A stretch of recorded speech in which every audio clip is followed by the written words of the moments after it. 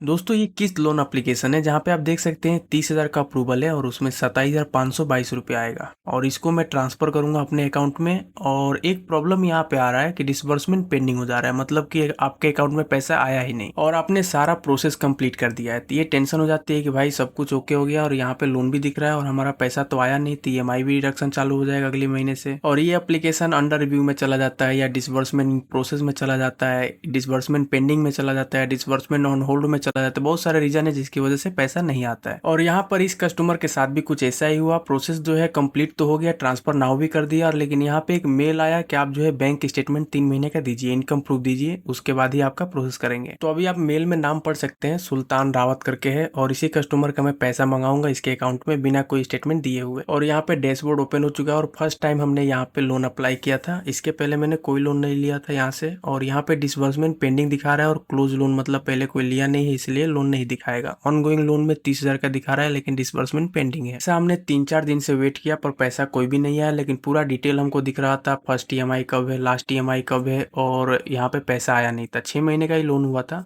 5,538 रुपये का EMI है। तो यहाँ पे आप देख सकते हैं सिर्फ डिसबर्समेंट पेंडिंग दिखा रहा है, कोई भी डेट नहीं दिखा रहा है कि आपका पैसा क्रेडिट हुआ। अगर यहाँ पे आपका पैसा क्रेडिट हो जाता है तो यहाँ पे डेट आ जाता है और यहाँ पे डेट नहीं आ रहा है। ऊपर प्रोफाइल में देखेंगे तो SR लिखा हुआ है, मतलब सुल्तान रावत। अब मैं आपको दिखाता हूँ डिसबर्समेंट का, और फिर से हम अपने डैशबोर्ड पे आ चुका हूँ। ऊपर नाम दे सकते हैं SR करके है, और यहाँ पे हमारा लोन जो है डिसबर्समेंट हो चुका है, लेकिन इसमें लगा टाइम, कम से कम 1 हफ्ता बाद पैसा आया। और मैंने किया क्या वो मैं आपको बता देता हूँ। यहाँ पे मुझे स्टेटमेंट देना था 3 मंथ का, और BOB का मेरा बैंक है, उस हिसाब से मेरे को PDF निकला नहीं, क्योंकि BOB वर्ल्ड भी चालू नहीं है और बैंक वाले PDF देते नहीं है, स्टेटमेंट प्रिंट करके देते हैं। तो मुझे लगा कि जब तक मैं स्टेटमेंट दूंगा नहीं तब तक ये लोग पैसा हमारे अकाउंट में ट्रांसफर नहीं करेंगे, और स्टेटमेंट निकलेगा नहीं, तो मैंने छोड़ दिया था। वैसे मुझे लगा कि 1 हफ्ते बाद ये रिजेक्ट हो जाएगा और जो भी हमारा लोन है, इमेंडेट है, ऑटो डेबिट है, सब कैंसिल हो जाता है। लेकिन हुआ क्या कि 1 हफ्ते बाद ऑटोमेटिक ये पैसा हमारे डिस्बर्स कर दिया, हमारे अकाउंट में ऑटोमेटिक जो है 27,522 रुपया आ गया, बिना स्टेटमेंट अपलोड किए बिना। मैं आपको अपना लोन सेक्शन में दिखा देता हूँ। यहाँ पे लोन पे क्लिक करेंगे तो आप देख सकते हैं जहाँ पे डिसबर्समेंट पेंडिंग था वहाँ पे क्रेडिट 16 मई 2025 को लिखा हुआ है। लेकिन प्रॉब्लम ये हुआ कि 16 मई 2025 को पैसा नहीं आया था, आया था बाद में, लेकिन हमने अप्लाई किया था 16 मई 2025 को, और यहाँ पे हमारा EMI जो है वो सेम रख दिया है 18 जून 2025 को। तो कहने का मतलब है कि किसी भी कस्टमर को बाई चांस किसी किसी में होता है नहीं तो इंस्टेंट ट्रांसफर हो जाता है, तुरंत आपका पैसा आपके अकाउंट में चला आता है। पर किसी किसी कस्टमर का 10 में से 1-2 का ऐसा हो रहा है अभी के टाइम में, तो आपको घबराना नहीं है, पैसा चला आएगा। 2 दिन 4 दिन 5 दिन वेट करना, 5 दिन 4 दिन के अंदर अंदर आ ही जाएगा अगर पेंडिंग है तो। अभी मैं दिखाता हूँ आपको, जब अप्लाई किया था तो 16 जून को ही फर्स्ट EMI था, लेकिन डिसबर्समेंट जब हो गया तो ये 18 जून को कर दिया था। मैं पुराना स्क्रीनशॉट लगाता हूँ आपको दिखाने के लिए। तो बस आपको भी किस्त एप्लीकेशन में डिसबर्समेंट होल्ड है या पेंडिंग है तो आपको वेट करना है, 2-4 दिन में पैसा आपका चला आएगा। स्टेटमेंट नहीं दोगे, डॉक्यूमेंट या इनकम प्रूफ